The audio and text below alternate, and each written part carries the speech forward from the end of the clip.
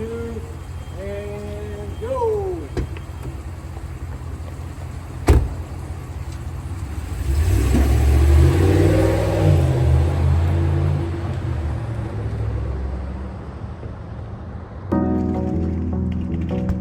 His palms are sweaty, knees weak, arms are heavy. There's vomit on his sweater already. Mom's spaghetti, he's nervous. On the surface, it looks calm and ready to drop bombs. But he keeps on forgetting when he rolls down. The whole crowd goes so loud. Hope is round, but the words won't come out. He's joking now, everybody's joking now.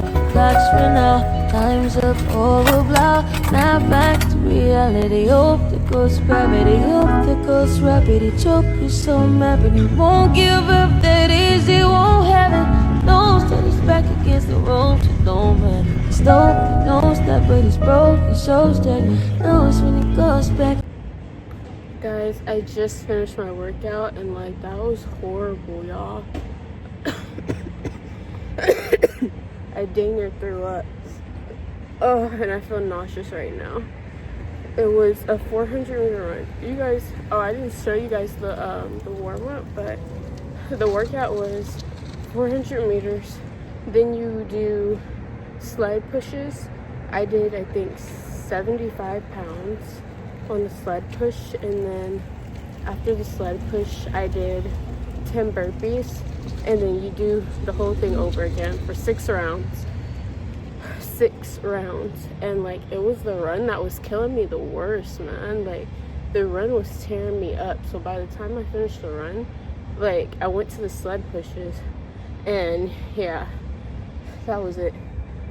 My legs went weak over the sled pushes. I was supposed to go a little lighter, but you know, I kind of went the strength aspect of the workout. So I did that, and then I did the burpees. The burpees are okay, but after doing the sled push, it sucks. It's trash. My legs feel horrible right now. And then they have a finisher, but I don't think I can do the finisher because it took me so long to do the workout. But alright, y'all. Let me catch my breath. Hi. Okay, guys. Alright, y'all. So I was in class, right? I've been in biology class, and I go with my person to this class, and so like we're the only two black people. Like, yeah, there's probably like one darker colored person, but he's either not full black, or I think he's like a different culture or something. But pretty much me and my partner sit together, right? And we were just chilling and doing our work. And I like to do it with my partner because, you know, again, we go to a school it's not predominantly one race, but there's a bunch of different cultures. But black people make up 2% of the school.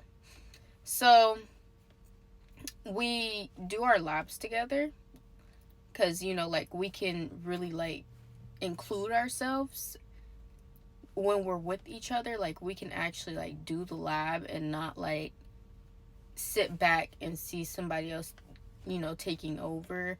And like I don't want to ever try to come off as like aggressive, because people love to like, you know, label that on black people. Sorry, I'm just trying to get my words together, y'all, because I was a little emotional today. Pretty much, the teacher was like, yeah, you need to split up because, you know, we have to do groups of 4. And we sit at a table all the way, like, to the corner. So we had to join, like, the rest of the class. And, like, that wasn't a problem. So we went to the same desk area because there was 2 seats. And we thought that we were going to be, like, with each other. But there were already 2 groups of 3, so we just had to split up. And that was perfectly fine. But the thing is, we had to, we split up into 2 different groups. And these groups already had everything down packed. Like, they already knew who was doing what, blah, blah, blah. So, I don't know his experience, but me being in the class, you know, or in the group, I was like, oh, so what are you guys working on? You know, like, I'm just trying to figure out, how did you guys split this up already? Because this is the start of the experiment. So therefore, you guys were talking amongst yourself on what you're going to do in the first place before the experiment even started. Because when I came over to join them, the experiment already started. Tell me why they say, oh, I'm doing this. The other person says he's doing the brown paper bag test. We'll get into that in a second. And then the other person, he was doing like an emulsification test or whatever. And then there was like another activity. So I was like, okay, well, I asked him, do you guys want me to do this activity? And he was like, oh, well, somebody is already like utilizing that. So pretty much, he didn't say no, but he basically said no in his own words. Like, somebody's already like utilizing that. And I was like, okay. So I'm just sitting here like, what do I do, you know? And I'm already asking all these questions, like, okay, when I already asked who was doing what, and they already told me. I already tried to include myself, you know, and not just be that person who just like sits back and let everybody do everything, because I'm trying to learn here, you know, like, actually, like, science is kind of like a passion of mine. So therefore, I want to be active, but I just did not feel like this group was inclusive of me. And plus, I'm the only female, and I'm black. I'm the only full black person in the group.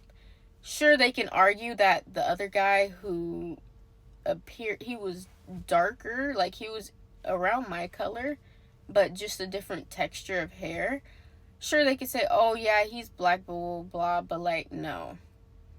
I got the vibe that I was not wanted in the group. So at some point, I just finished all the other questions, and then I was just looking at what they're doing, observing, and I got confused because I was just like, what are these people doing? Because I'm sitting here reading the lab, and I'm just like, are they organized? Like, what's going on here? So then they keep asking each other, oh, what are you doing? Oh, I'm doing this, that, and the third. Okay, and I'm thinking that they're actually doing what they say they're doing, but they seem confused. The group is so unorganized. And then the black boy, or I don't even want to call him black because I think he's something else. He was doing the brown paper bag test, and I guess he didn't do it right. So the white guy, he goes and he says, oh, I think you did it wrong. And instead of like saying, hey, do you want to try it? You know, he just takes the whole thing over after already doing one of the experiments, and he does it. So therefore, they just kind of like iced me out of the group, pretty much. I wasn't being standoffish or anything. I was actually trying to include myself. So therefore, after he started doing the brown paper bag test on his own, I was just like, okay, this looks different from what he did. So even the other guy, he was like a little confused. He was like, oh, hey, what is that? And I don't know if he answered, and I forgot that part. But then I'm just asking, like, okay, I'm reading the directions, and I don't see what you guys are doing. How what you're doing is aligning with the directions. So therefore, I asked, so can you guys tell me, like, what are you doing? Like, what is this experiment? Because this is not the same as what I read on the paper. Ignores me, right? I asked again, ignores me. At that point, I was like, oh, F this. I didn't say that because I'm not trying. Alright, guys, so pretty much where I left off, because my phone overheated at the moment.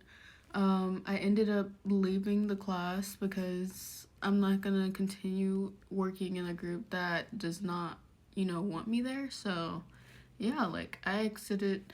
You know, I felt overwhelmed. I went outside, took a breather, and then I was thinking about going back inside and maybe possibly asking to change groups.